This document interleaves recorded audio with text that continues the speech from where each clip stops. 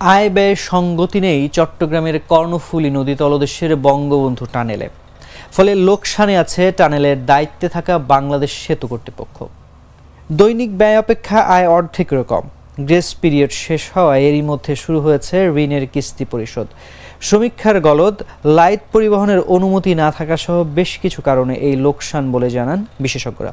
সেতু কর্তৃপক্ষের দেওয়া তথ্য অনুযায়ী বর্তমানে টানেল থেকে টোল বাবদ দৈনিক গড়ে আয় হচ্ছে 11,80,000 টাকা, আর টোল আদায় ও রক্ষণাবেক্ষণ বাবদ দিনে ব্যয় গড়ে 37.5 লাখ টাকা। কর্তৃপক্ষের দৈনিক লোকসান 25,20,000 টাকা।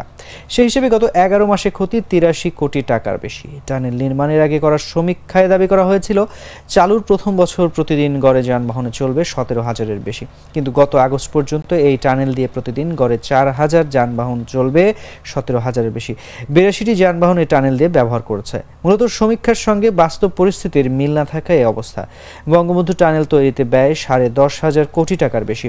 টানেল নির্মাণে যথাযথ সম্ভাব্যতা যাচাই না করা, দূরদর্শিতার অভাব এবং অতিরিক্ত নির্মাণ ব্যয় নিয়ে প্রশ্ন তুলেছেন বিশেষজ্ঞরা।